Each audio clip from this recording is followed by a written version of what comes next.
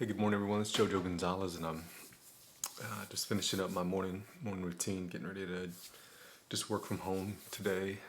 Do some training with some guys all around the country, and just finishing up my time with the Lord and reading over Psalm 26 today. It's a protest of integrity and prayer for protection. It's a Psalm of David, and it starts off like this. He says, "Vindicate me, O Lord, for I have walked in my integrity.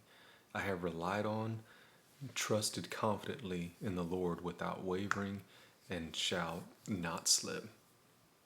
In the first part of that,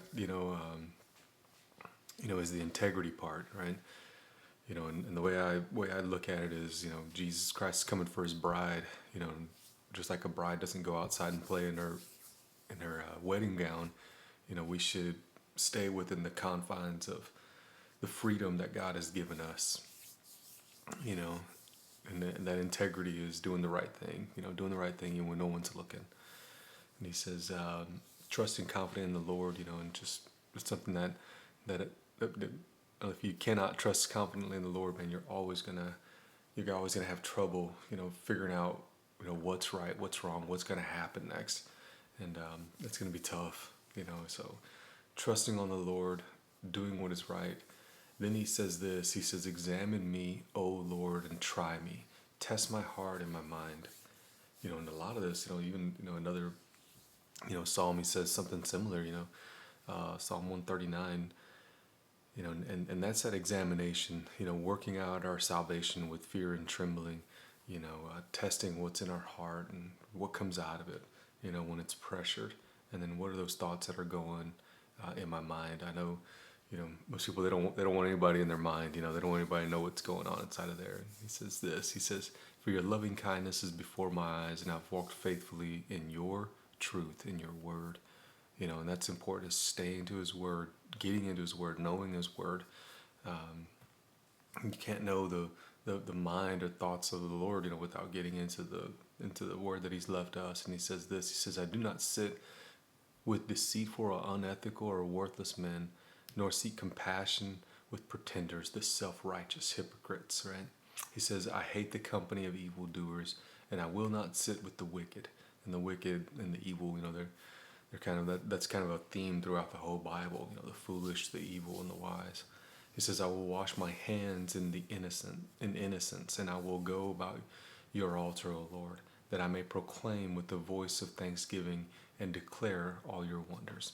And that's a big part of our Christian life and things that God has done for us.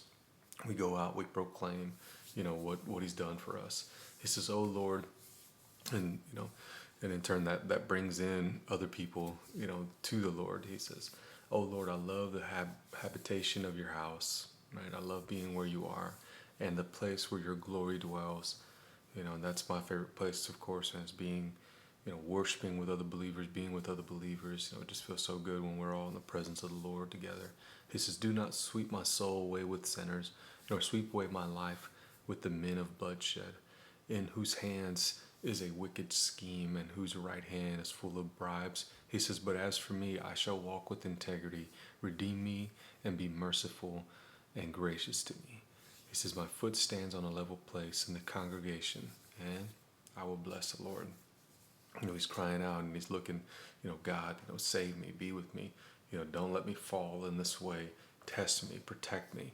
And then he says, in the end, "I'll bless the Lord. I'll glorify your name. I want to be where your glory is."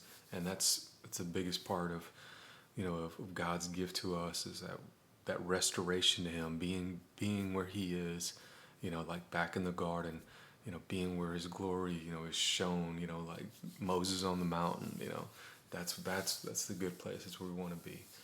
So try to keep yourself there all day, be in this presence of God, walking with God, praying with God as you go about your day all day. See you guys. God bless.